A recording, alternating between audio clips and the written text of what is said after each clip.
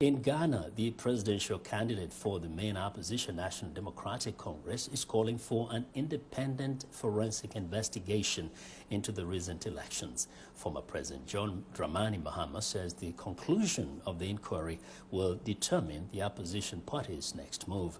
Mahama's remarks come after the Electoral Commission declared incumbent President Nana Akufo-Addo winner of the presidential poll with 51% of the vote ahead of Mahama's 47%. In part one of Viewers' exclusive interview with Mahama, he tells Peter Cloete that the Electoral Commission must learn from the errors it committed to ensure they are never repeated in future polls. Well, in the run-up to the election, there were a lot of flaws in the process, and we kept drawing attention to them. And it's like the Electoral Commission was adamant to our call, but on election day, we saw exactly what happened. This is the most incompetent election we've had. I mean, everything about this election does not reach the standard that Ghana's Electoral Commission, has attained for itself. Ghana's Electoral Commission is held in high esteem as one of the best electoral commissions. Unfortunately, this election, she can't even get the results right. The declaration is all over the place. Mr. President, I saw your press conference where you rejected the results. So with this rejection, what are you going to do to make your case to the people of Ghana? Since you said they voted for you, how are you going to convince them that you won the election?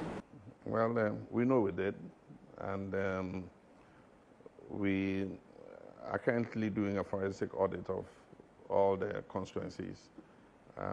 First, to establish what happened there, and then secondly, to reconfirm the figures that we have. Because this case might end up in court, I don't know. I cannot mention anything for now, but we're doing an audit, and based on that, we'll take whatever decision we need to take. But I think that the incompetence the EC has shown, it will be useful for us to do a forensic audit of the EC's own systems and the numbers to come to what the final number for the EC is. Because as of now, I don't know what number they're going to gazette.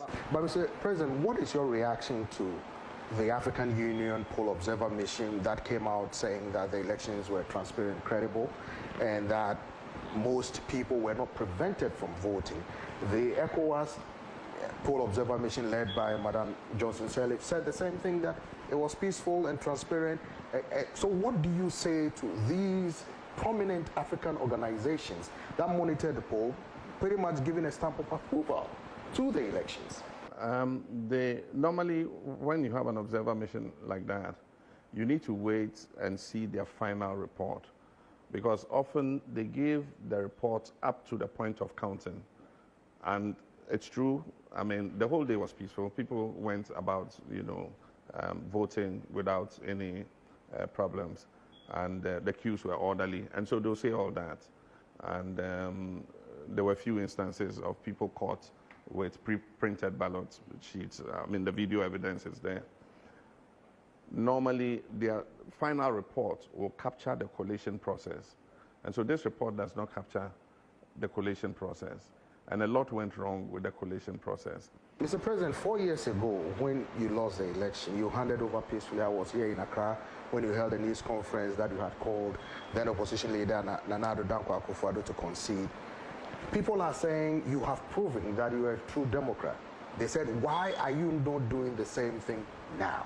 In the interest of the more than 6 million people who voted for me, I must uphold our democracy and hold our Electoral Commission to higher standards and hold this government to a higher standard in terms of our democracy.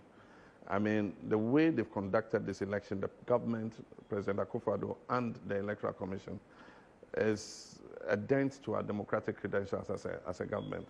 And so in my principles as a Democrat, I can't be seen to be sweeping it under the carpet and just letting it go. I think that we must bring closure to this by seeing exactly, where the issues are. And I mean, if an independent audit is done by the EC, we bring somebody in to crunch the numbers, do an independent audit. If I lost, why not? I mean, I'll be the first to concede and walk away.